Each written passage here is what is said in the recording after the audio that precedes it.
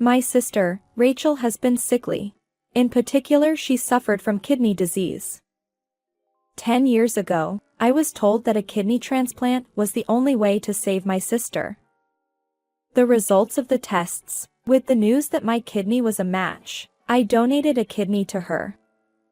But instead of thanking me, "You're so condescending," she began to rebel. And I was kicked out of her wedding. However, I was told to come back after all. It was my chance to get revenge on my sister. My name is Sari. I am 30 years old and single. I'm not in any relationship now. I work in public relations for a cosmetics company, which I have always wanted to be a part of. I have been interested in makeup since I was a little girl. When I was a student, I used to spend about half of the money I earned from my part-time job to buy cosmetics.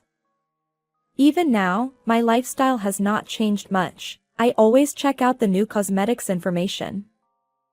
I find it very rewarding and fulfilling to be surrounded by the things I love. I have a sister, Rachel, who is 2 years younger than me. She has been sickly since she was little, especially with her kidneys. She needed dialysis at an early on.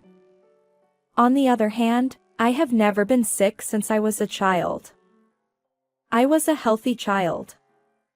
Rachel's kidneys were getting worse and worse. Eventually, a kidney transplant was the only way to save her life. That was just 10 years ago. Rachel was only 18 years old, and it was a really shocking thing for her in that age. We decided on a living donor kidney transplant to help Rachel. I was tested for compatibility and found out that my kidney would not reject, and the transplanted kidney would function well after the surgery. I decided to donate a kidney for Rachel. The surgery was a success. My kidney that was transplanted into Rachel, working very well. Then her health gradually improved. She entered university a year late and enjoyed her student life to the fullest. At that time, thanks to you, I am able to go to college in good health. With that, she often said thank you to me. But gradually, she stopped saying such things, and her true character began to show through. Since her childhood that she was sickly and weak, she had been spoiled by my parents. She was selfish, and they bought her whatever she wanted. She thinks that she has priority over everyone else. And she is often cold to me, who is her older sister. She got a job after graduating from college. But she soon quit her job. And she stayed home and helped some household. Of course, she only called herself a homemaker, but she was not helping our mother at all. One day my sister got married. The man she is marrying is one of my college. We are all very close to each other, and we have dinner parties every once in a while. This summer, we decided to have a barbecue together, and I was told that I could bring my boyfriend, girlfriend, family members, etc. So it was a cozy and relaxed barbecue. I also invited Rachel, because she is always home. If possible, I also wondered if I could ask her why she is always so cold to me. Rachel, who is a sociable person, immediately opened up to everyone. She seemed to be talking about something. After a while, she came back to me.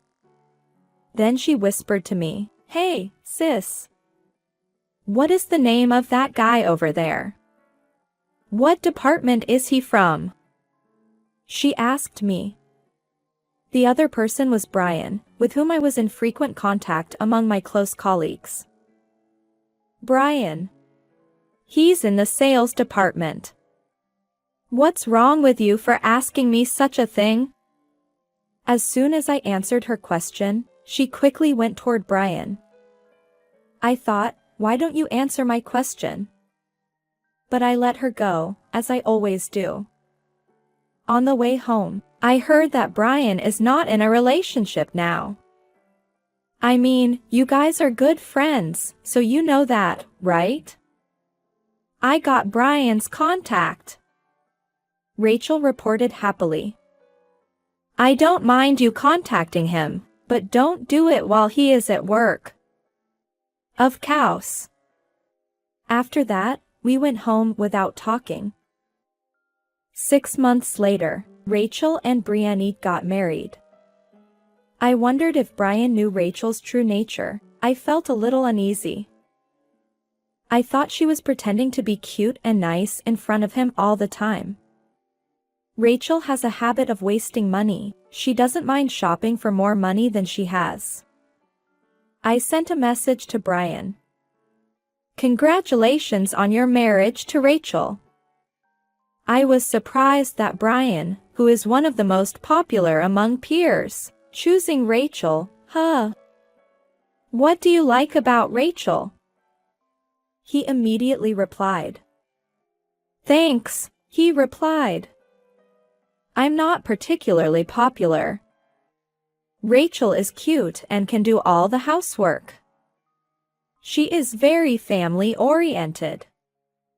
She also said she is always grateful to you.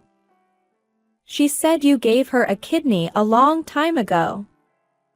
Family-oriented. These were the words that were most unlike Rachel. At home, she behaved unmannerly. She was cold and unappreciative even to me.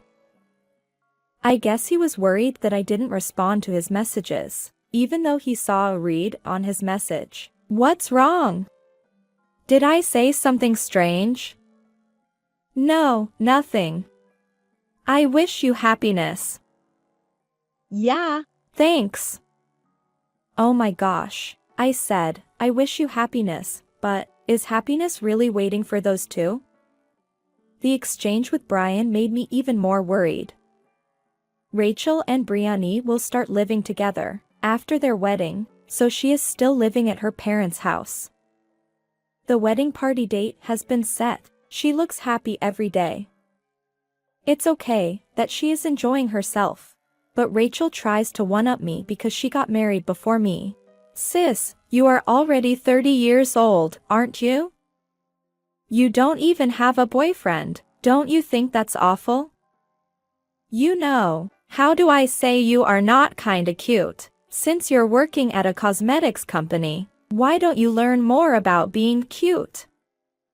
But seriously, at 30 years old, there's no need for cute, huh? I was told a lot of things. She doesn't even have a job and spends her family's money. Why should I be told such a thing? And I put more money into the house, and somehow making ends meet. Don't you realize that? I have plenty of complaints about her, but I couldn't be bothered to react to every single one of them. I decided not to respond to anything. I've decided to write down my dissatisfaction with Rachel in a notebook where I've been jotting down your thoughts. Finally, the day of the wedding arrived. I had asked the hairstylist to arrange my hair. I left home separately from my parents. The hair arrangement went faster than I expected, so I arrived at the wedding venue before meeting my parents. When I went to the bride's waiting room, I saw Rachel in her dress. Oh, you're here. Rachel, your dress looks great on you. Despite my compliments, Rachel did not mention it, but started to talk. Actually, you don't have to attend the wedding ceremony today. Can you go home now? What? What did you say? What do you mean? I was panicking. Rachel responded to me like that. You gave me a kidney. You've been dragging it around forever and ever. How long are you going to keep on acting like you saved my life? How long do you expect me to be grateful to you? She seemed very excited and spoke so loudly that could hear her outside. I wasn't going to tell Brian, but when I had to explain to him about it, he just kept praising you. It really annoys me. I was the one who had the hardest time back then. And yet, everyone said I should be thankful to my sister. Even Brian's parents. They keep saying that. I've had enough of this, she said like shouting. But I won this marriage. I got Brian, who is a salesman for a big company, and has a bright future ahead of him. From now on, I will live freely. If I'm away from that family, and from you, no one will know that I got a kidney. No one will look down on me. I will finally be free. That's why I don't need my sister at my wedding today. Saying that, Rachel came closer to me, and she forcibly snatched my bag from me. She ripped the invitation card that was inside to pieces. She opened the door and pushed me out. When he was done taking me out, she called out loudly to the security guard. "Excuse me, someone has entered here, without an invitation. Please take her outside." Then, the security guards heard her voice and appeared. I was escorted out. I could no longer go inside. Still, I can't believe Rachel had thought that. More than when she tried to one-up me. I felt like I could hear Rachel's true feelings. I don't know what I should have said to her at that time. I had no idea that she had been dragging it out like that. If only she had talked to me, I could have had a proper conversation with her. I don't have an invitation. I can't get in even if I'm here. I gave up and started walking home. Meanwhile, at the ceremony, things were very serious. The exchange between Russell and me, I guess they could hear us outside of the room. A friend of Brian's was listening to the whole thing. I, her sister, was chased out of the room by a guard. He also saw the whole thing. Moreover, he told it to Brian. I heard that Brian said he didn't believe that, but he brought in the security guard who kicked me out. And he asked the guard to tell Brian everything that happened with me. Before asking Russell what happened here, Brian contacted me. "Sorry, I heard that Rachel kicked you out of the wedding hall. Is it true?" "Yes, I didn't know that Rachel had such thoughts about kidney transplantation. She never expressed it to me. She used to say that marrying Brian would make her surpass me, so I thought that was enough." "That's not true, right? The fact that you gave her a kidney doesn't fade away. It's something she should be grateful for all the time, isn't it?" "I think Rachel is wrong." "You'll still marry Rachel, won't you?" "Yes, but..." Brian trailed off a little. He said, "But I want my whole family to give us blessing. Including you, sorry. Come back to our wedding party.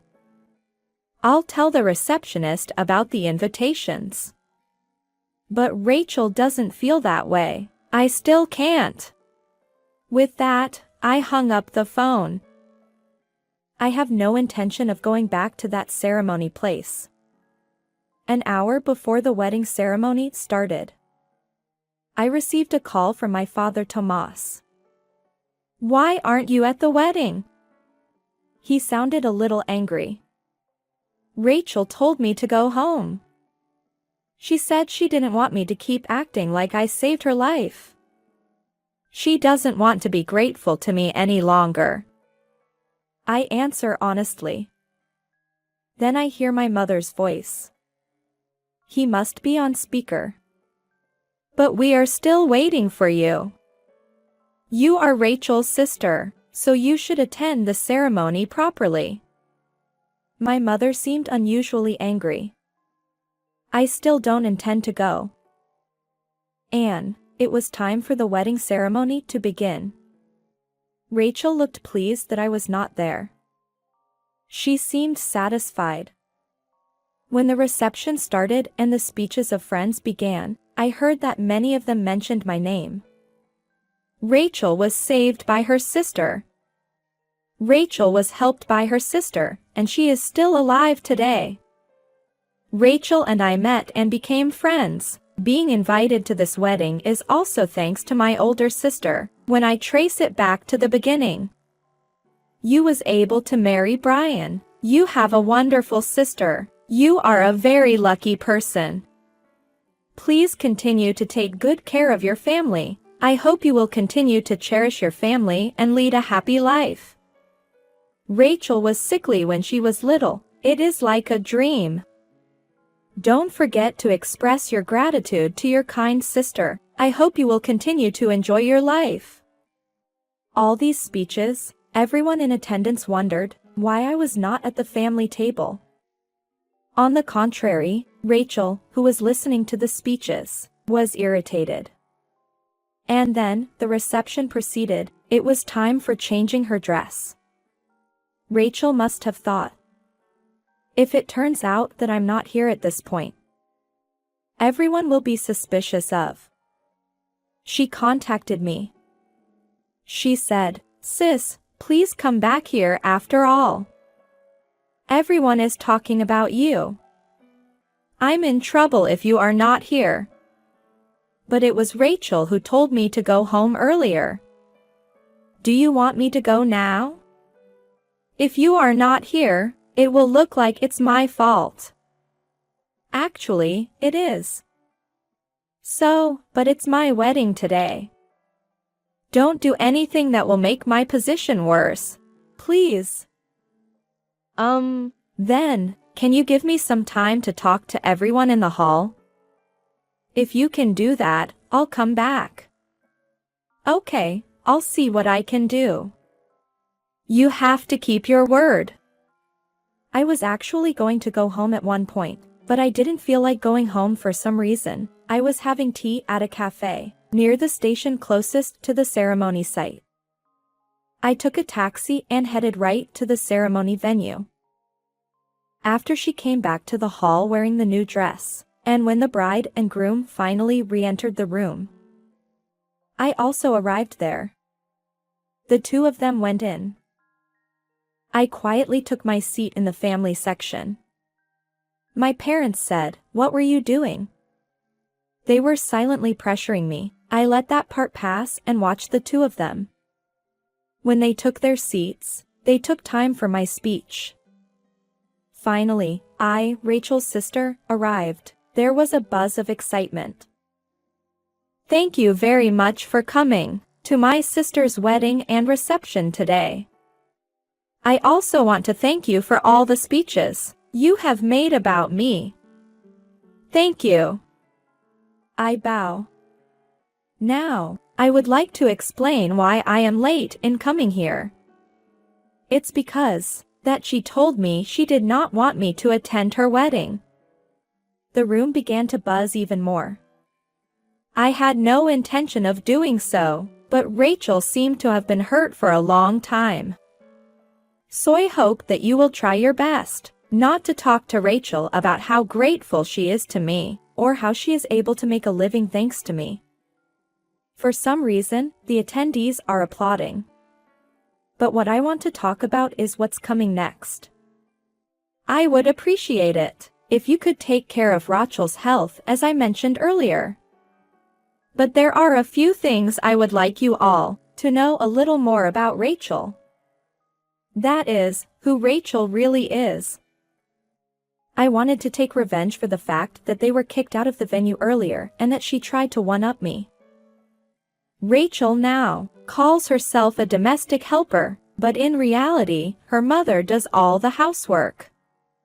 She does not help her mother at all. She also has a habit of spending money. She is a very selfish person who wants to get whatever she wants, no matter what. We, as a family, have been trying to make up for Rachel's spending by cutting down on our own living expenses. Rachel told me not to play the role of a lifesaver. I would like to say to her, don't appeal to your sickly weakness forever. It's not too late, Brian. I think you should take another look at your marriage. I think you should reconsider. So I finally looked at Rachel's face. Rachel's face was bright red. beside her. The look on his face said he couldn't believe it. It was a bit funny. The ceremony room was buzzing with excitement, causing an unprecedented amount of applause. I finished my speech and left the ceremony hall. And left the ceremony. I felt very refreshed. The story after that is, I knew Brian didn't know who Rachel really was. Rachel was trying hard to make things right with Brian. Rachel was trying her best to talk to him. However, among the colleagues in the company, I have been working with him for many years. Rachel's story that they had only been dating for 6 months. Everyone trust what I said, not Rachel's story. As a result, the marriage broke up. It was Rachel herself who caused the breakup. She was to pay for the entire wedding. Of course, Rachel objected to this. But our parents. I was furious that she had tried to trick Brian and his family into marrying her. Rachel was to pay for the ceremony alone. Rachel was also kicked out of her parents' house. Because they thought she would get spoiled again if she stayed with them. For the past few years, Rachel, who didn't do anything, is being left behind by society. She thought that finding a job would be easy, but there was no such thing. In the end, she managed to find a temporary job during the daytime, and part-time job at a convenience store at night. It seems that she is having a harsh life. On the other hand, Rachel's ex-fiancé is grateful to me. He says, if I had stayed married to Rachel, I would have been in a lot of trouble. And as for me, I have decided to continue to prioritize work a little more. Recently, I have been given a lot of big assignments. I want to live up to those expectations. In fact, I think it would be nice to have someone, but I feel that I can wait a little longer for a boyfriend or marriage. I feel like that because of what I've observed regarding Rachel's situation this time.